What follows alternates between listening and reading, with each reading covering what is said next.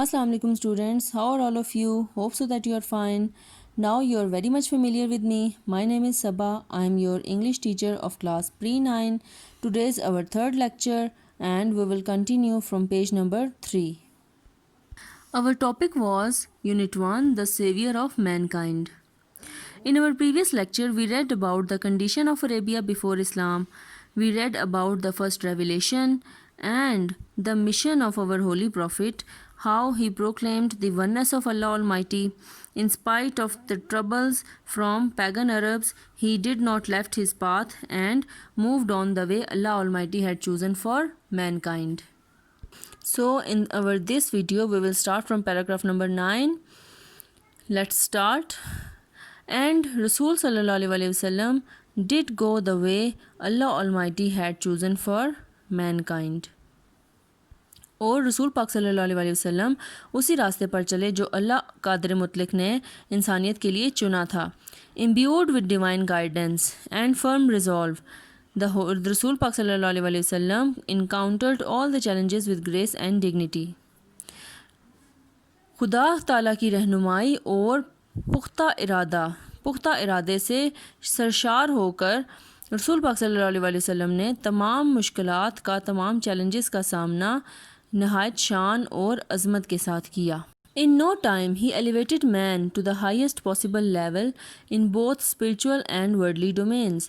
تھوڑے ہی عرصے میں آپ صلی اللہ علیہ وسلم نے انسان کو روحانی اور دنیاوی دونوں میدانوں میں نہایت بلند ترین مرتبے پر سرفراز کیا. He was also a driving force behind Arab conquest. آپ صلی اللہ علیہ وسلم عرب فتوحات کے پیچھے ایک متحرک قوت تھے. which have created an everlasting impression on human history.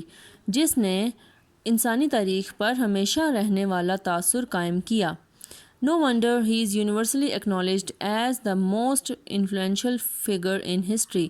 اس میں کوئی حیرت کی بات نہیں ہے کہ آپ صلی اللہ علیہ وسلم کو تاریخ میں سب سے زیادہ بااثر شخصیت کے طور پر تسلیم کیا جاتا ہے. In the words of Michael Hurt کے الفاظ میں a great historian, ایک عظیم تاریخ دان، اس نے کہا محمد صلی اللہ علیہ وسلم however was responsible for both the theology of Islam and its main ethical and moral principles. کہ محمد صلی اللہ علیہ وسلم تاہم ذمہ دار تھے اسلام کے مذہبی عقائد اور اس کے مرکزی اخلاقیات اور اخلاقی اصولوں کے ذمہ دار تھے. In addition, مزید یہ کہ he played a key role in proselytizing the new faith.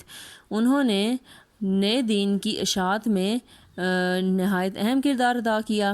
and اور in establishing the religious practices اور مذہبی اعمال کو قائم کرنے میں. اوکے means محمد صلی اللہ علیہ وسلم اسلام کے مذہبی عقائد، اس کے مرکزی اخلاقیات اور اخلاقی اصولوں کے ذمہ دار تھے. مزید یہ کہ انہوں نے اسلام کی اشاعت میں نئے دین کی اشاعت میں اور مذہبی اعمال کو قائم کرنے میں پریکٹیکلی نہایت اہم کردار ادا کیا.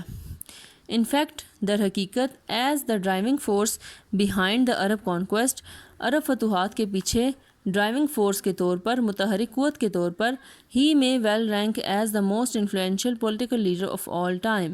آپ کو تمام وقتوں کے سب سے بااثر سیاسی رہنما ہونے کا عظیم رتبہ دیا جا سکتا ہے. The Arab conquest of the 7th century have continued to play an important role in human history down to the present day. عرب فتوحات ساتویں صدی کی عرب فتوحات نے آج تک انسانی تاریخ میں ایک اہم کردار جاری رکھے ہوئے ہیں. مینز ساتویں صدی کی جو عرب فتوحات ہیں وہ آج بھی انسانی تاریخ میں بہت اہم ہیں. Okay such a thorough transformation of man and society. انسان اور معاشرے میں یہ مکمل تبدیلی اوز مرہون منت ہے ٹو دا رسول صلی اللہ علیہ وسلم deep faith in Allah Almighty, to his love for humanity and to the nobility of his character.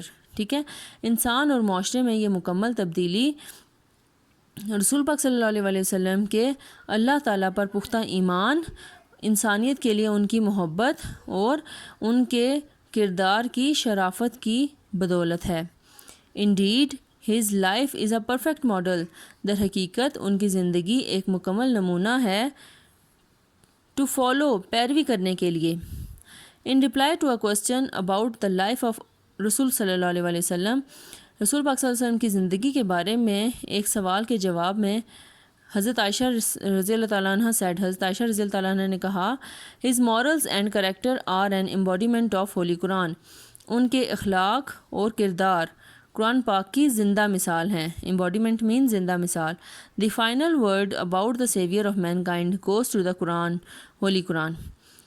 قرآن پاک میں انسانیت کے نجات دہندہ کے بارے میں جو فائنل ورڈز ہیں، حتمی الفاظ ہیں، وہ یہ ہیں: یا ایھا النبی انا ارسلناک شاہدا و مبشرا و نذیرا و داعیا الی اللہ باذنہ و سراجا منیرا.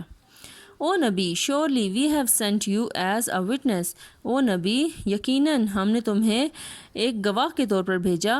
and as a bearer of good news، اور اچھی خبر سنانے والا بنا کر بھیجا. and as a warner، اور تنبیہ کرنے والا یعنی کہ ڈرانے والا بنا کر بھیجا. and as one inviting to Allah by his permission، اور وہ جو کہ اللہ کی پرمیشن سے، اللہ کی اجازت سے اللہ کی طرف دعوت دے. And as a light giving torch, اور ایک روشن چراغ بنا کر. Understood students, this was the end of your translation of chapter 1 and your homework is to read this translation again and we will continue our next page inshallah in our next video. See you in next class. Till then, Allah Hafiz.